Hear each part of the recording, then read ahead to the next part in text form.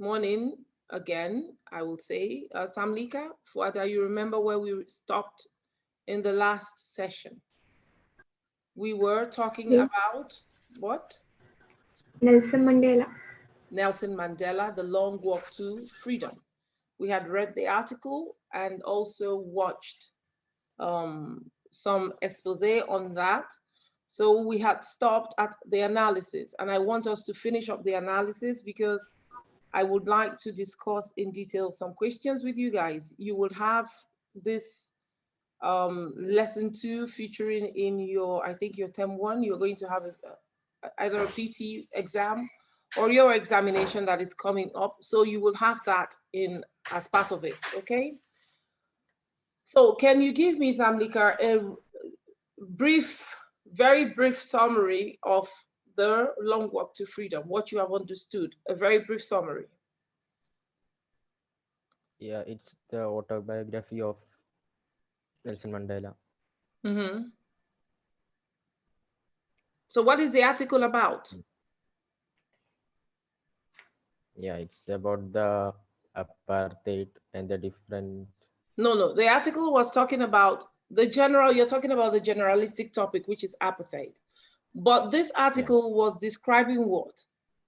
The particular day. What day was this? It was the the inauguration, wasn't it? yeah, The inauguration ceremony, which was attended by dignitaries from all parts of the world. And which day did the inauguration ceremony take place, Wada?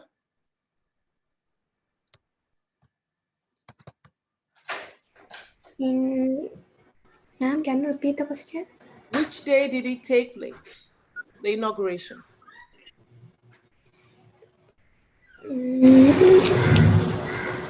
Inauguration was It took place on the 10th of May, right?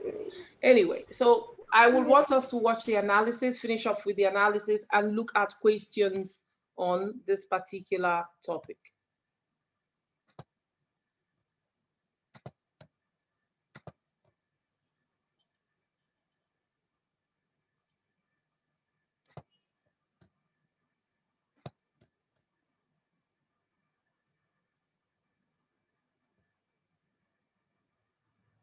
Can you see my screen? yes. Oh, I'm sharing the wrong screen. Sorry.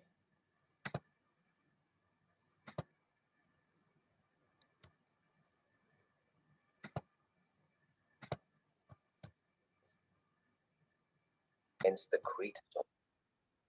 That's the rare recipe of a real hero. This also proves the power of belief in an idea. Like Victor Hugo said, there is nothing stronger than an idea whose time has come. Maybe that's how heroes can manage to sacrifice so much. For them, it's not even heroism, but just humanism. I am more or self-sacrificing than the next man. And in a world with no heroes, there are no villains either. There are just codependent human beings. I knew that the oppressor must be liberated just as surely as the oppressed. It takes a very, very large spirit to recognize this fact. A man who takes away another man's freedom is a prisoner of hatred. He is locked behind the bars of prejudice and narrow-mindedness. They are victims just as those in chains and fetters. These people are victims of the lies they have been taught and the ignorance they have settled with. I am not truly free if I am taking away someone else's freedom, just as surely as I am not free when my freedom is taken from me. A man who has waited 27 years alone in the dark knows that revenge and one-sided righteousness is not the solution to any kind of atrocity. Because an eye for an eye leaves the whole world blind. The oppressed and the oppressor alike are robbed of their humanity. People are merely tools and agents of evil, and they can be changed with enough courage and kindness. Thank you. Let me take up the analysis now. Language. Though Mandela's speech itself forms a small part of the text, one has the sense of listening to an eloquent speaker at a public event throughout the chapter. Mandela's tone is of one who knows the world is watching and listening, and wants to ensure that the message he conveys is impactful, universal, and lasting. The language he uses for this purpose is rich in superlatives. Extraordinary human disaster, rare privilege, never, never, and never again, spectacular display. What has happened is no ordinary event. A great struggle has taken place, and a momentous victory has been won. The use of adjectives like these conveys the importance and gravity of the anti-apartheid struggle and its eventual victory. The mood thus created is primarily of awe.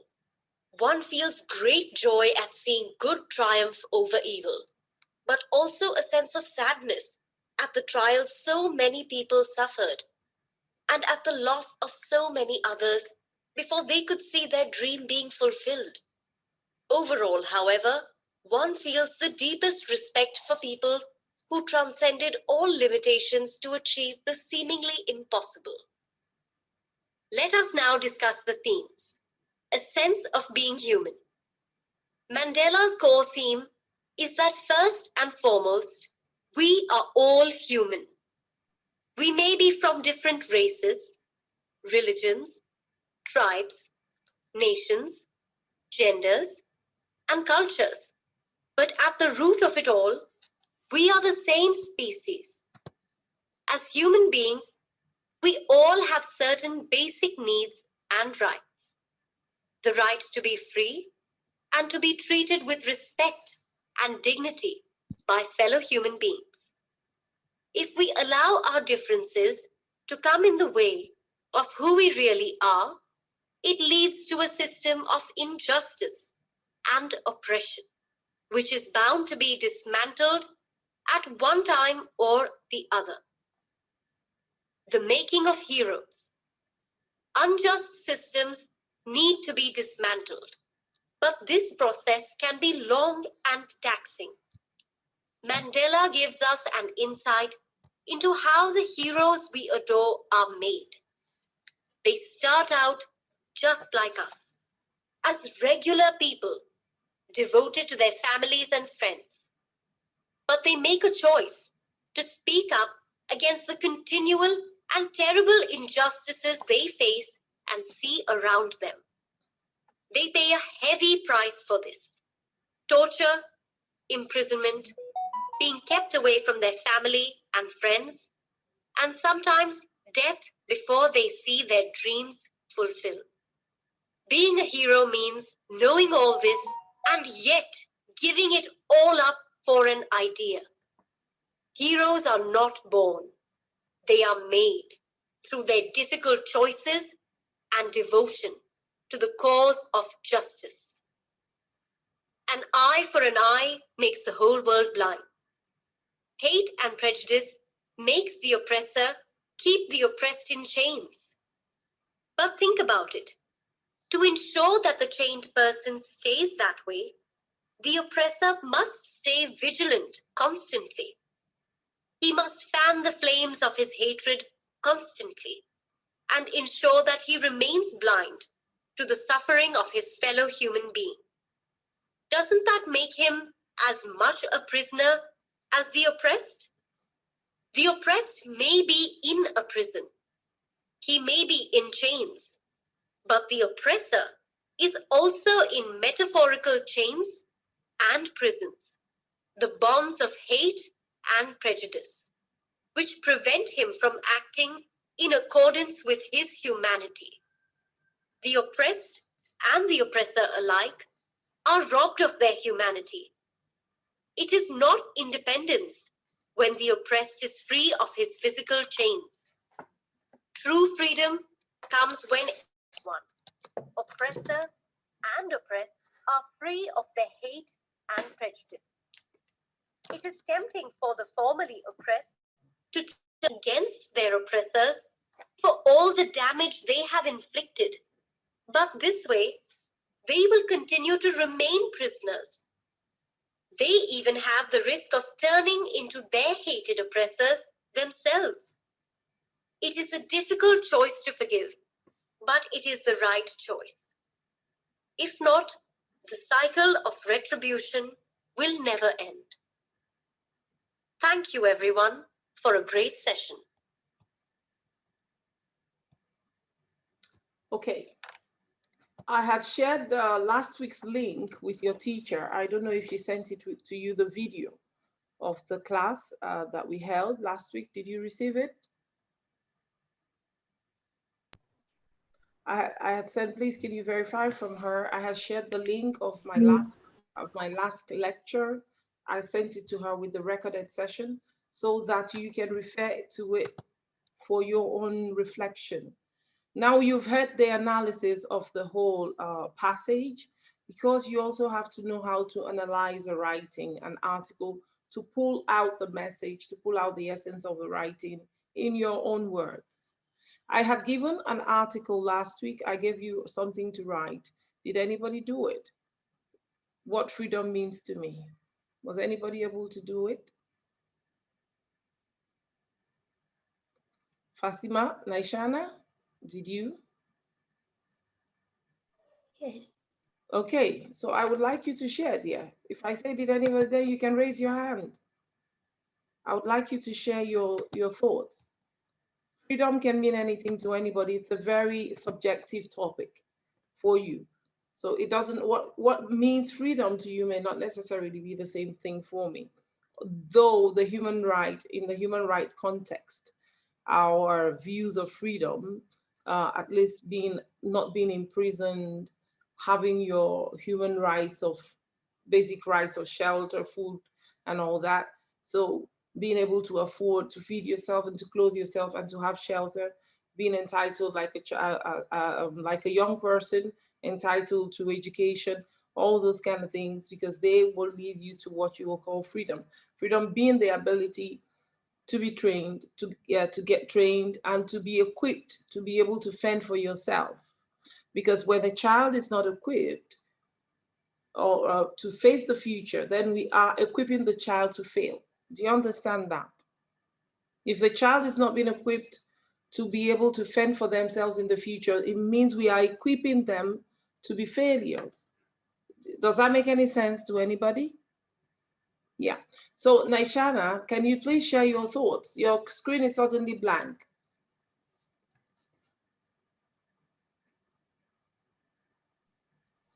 What's going on, dear? I can't see you anymore. I hope you didn't run away because I asked you to read. Fatima Afwada, do you have your own article? You asked about the freedom, right? What does it freedom mean? means to me, yes. Yeah, freedom means it is a state of free from social, economic, No, I'm not political. asking you to define freedom. I asked what freedom means to me, to you. What does freedom mean to you?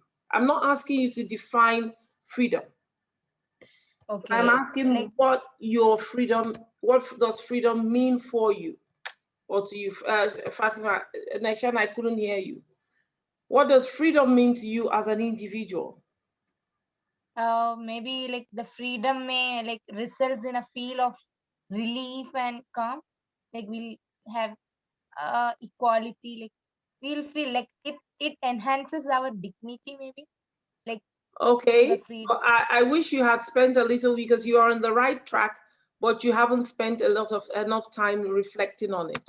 If you had, I'm sure you would have come up. Nabuhan, Adil, switch on your cameras, please.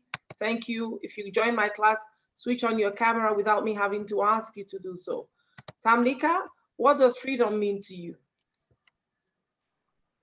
Freedom means the equality and the rights. Mm. Having equal rights, not being oppressed. Yeah. Right? Not being oppressed, not being thrown in jail and the key tossed away, not being forgotten. Freedom means the right to express your opinion, the right to fraternize with people you want to fraternize with, the right to serve, the right to your religion, the right, so many rights. So I really wanted to hear what you guys had to say about what freedom means to you. Sometimes you are given an article to write without knowing what the topic will be.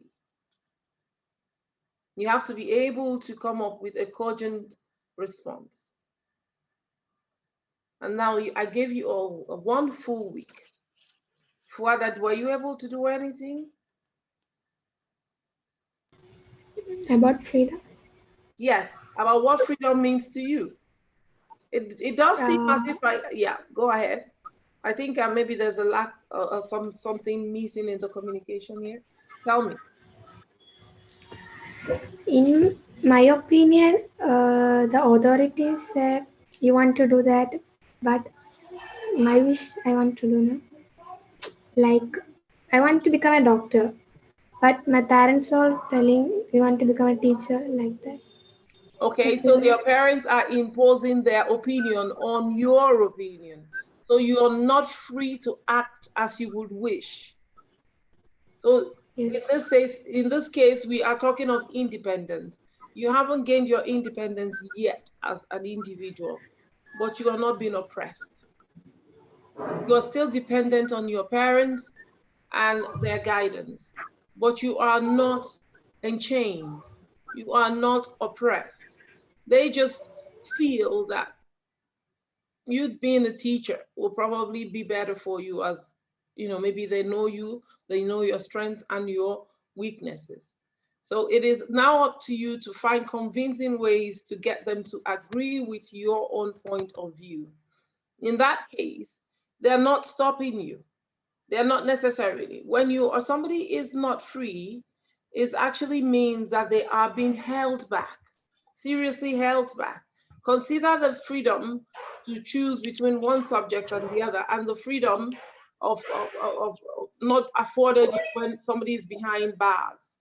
Is it the same thing? It is not the same thing. When someone is behind bars, they don't even see they peep through the window, the little crack to see the sunlight, to see, they don't see birds for years and years.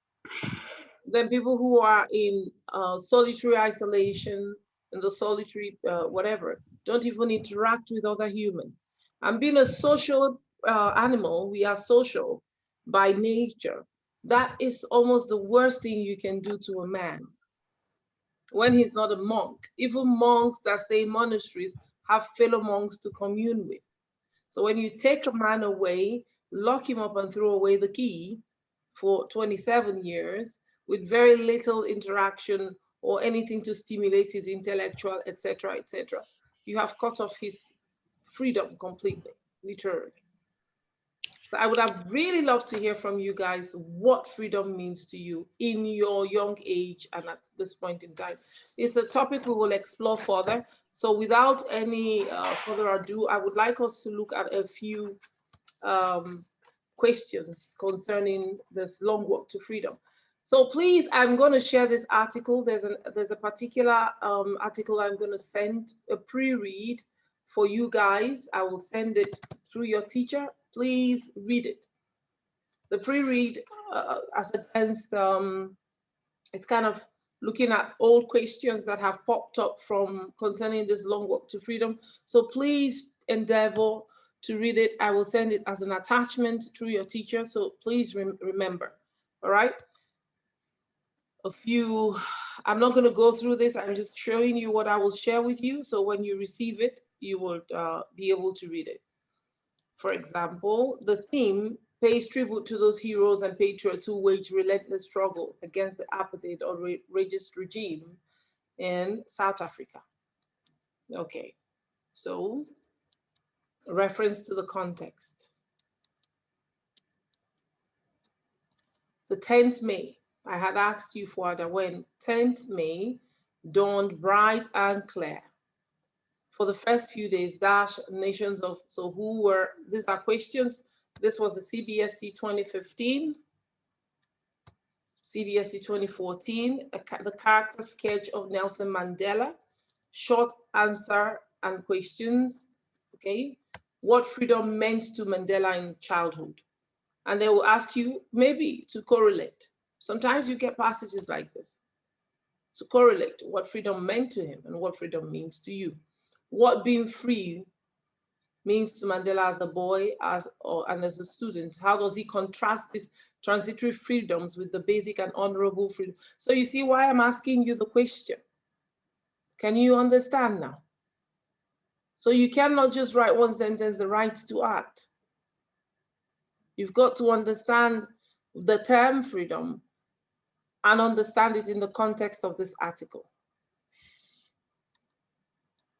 All right, so this I will send to you through your teacher by email, please, okay? Remember to ask long answer questions. Describe the value of freedom for human beings and how it is important for the growth of civilization. So please, when I give you a topic to explore, don't don't overlook it. Okay, so I will send that. So, ma'am, this is the article that we have to pre-read, right?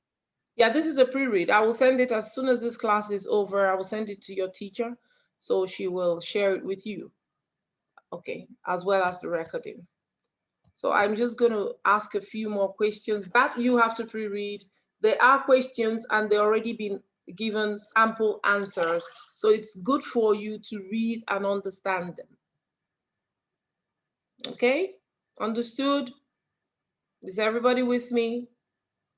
How come it is only Tamlika is the only boy who is always responsive in switching on his camera? Adil, Azim, Nabuhan, you said you have a network issue. Savin, yours, I don't even know. If I passed you on the streets of Calicut, I wouldn't know what you look like, sir.